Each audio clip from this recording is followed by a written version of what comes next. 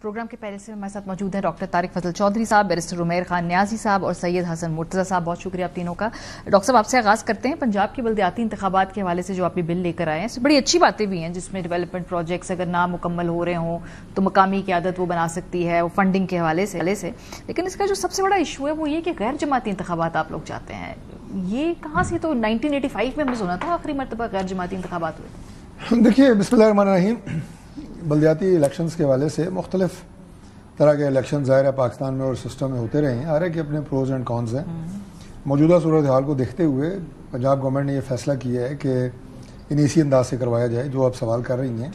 लेकिन चूँकि ये प्रोडक्टिव होता है अवामी मुंतखब नुमाइंदों का, तो अगर इसके ऊपर कोई तजावीज़ लाई जा सकती हैं तो अपोजिशन को हम कहते हैं कि आप बैठ के बात करें।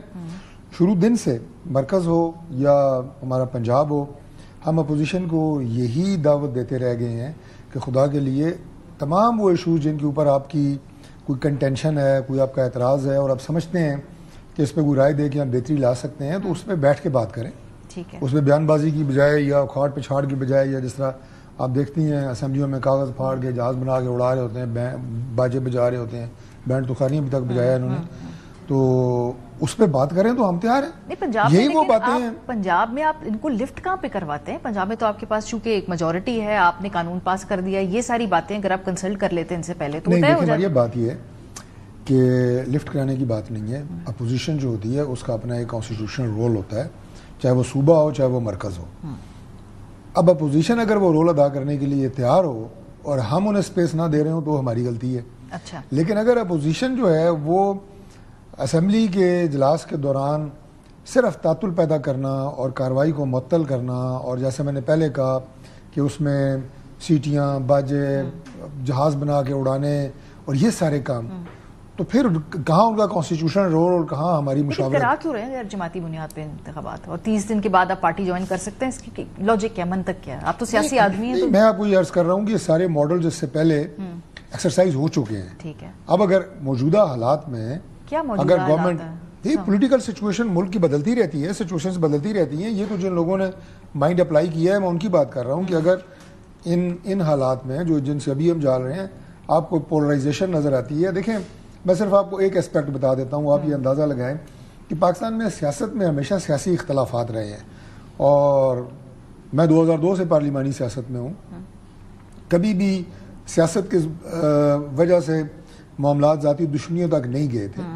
और अब पार्टी बेसिस के ऊपर आप देखें कि इन लोगों ने इस हद तक पोलराइजेशन कर दी है माशरे में कि वो सियासत जो नज़रियात के इख्तलाफ का नाम था वो अब ज़ाती दुश्मनी का नाम बन गई है। एग्री करती हूं आपसे। अब अगर इस लड़ाई को अब गली मोहल्ले की सियासत, ज़ाहिर है 4-4 गलियों के ऊपर मुश्तमिल एक काउंसिल का हल्का होता है, तो वहाँ पे पोलराइजेशन, तफरीक, सियासी जमातें, इसकी बुनियाद के ऊपर एक सोच है।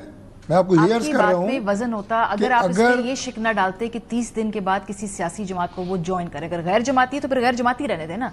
30 दिन बाद फिर आप वही पॉलिटिक्स लेकर आ रहे हैं ना बीच में। गैर जमाती उस वक्त है कि जब आप कैंपेन कर रहे हैं, जब आप लोगों से वोट मांग रहे हैं एक खुशगवार माहौल में जिसके अंदर तफरीक कम है, डिवाइड कम है। ये मैंने आपको बताया कि ये एक सोच है। अच्छा। ये गलत भी हो सकती है। उसी के लिए अपोजिशन को कह रहा हूँ कि बैठ के अगर आप बात करना चाहते हैं तो we will take your input. हाँ, जब इलेक्शन हो जाता है, कौंसल मुंतखब हो जाते हैं, उसके बाद उनमें से एक ने चेयरमैन मुंतखब होना है, उसके बाद अगर वो अपनी मर्जी की पार्टी ज्वाइन करना चाहते हैं तो वो एक अलग बात है। ये भी याद रखें कि जब आप मुंतखब हो जाते हैं और उसके बाद अगर आप किसी जमात का हिस्सा भी होते हैं, तब भी आपने जिन जिन इलाकों से जो जो वोट लिए होते हैं वो आपके लिए बराबर होते हैं, आपने काम करना होता है। अच्छा। लेकिन इसके पीछे ये सोच कि इस तफरीक को और लड़ाई को 4-4 घरों, 2-2 घरों तक ना लाया जाए, मैं समझता हूँ कि एक सोच है जिसके तहत ये इलेक्शन कराने की बात की गई है। अपोजिशन की सोच ये है कि चूंकि आप इंतखाबी तौर पे मुकाबलाबाजी कर नहीं सकते, इसलिए आप 1985 के उस मॉडल के ऊपर जा रहे हैं गैर जमाती इलेक्शंस के, जिससे उस पर भी पीएमएलएन को फायदा होता है। बाय द वे, मैं उन्हें कहता हूं कि आप इस अमल का हिस्सा बने, इस मुशावरत का हिस्सा बने, और इसमें ये मॉडल ऐसा है कि जिसके मैंने आपको बताया है कि हमें फवायद ज्यादा नजर आ रहे हैं, नुकसान कम नजर आ रहे हैं। अगर आप हमें ये साबित करने में कामयाब हो जाते हैं कि इसका नुकसान ज्यादा है, दूसरे मॉडल पे चले जाएं।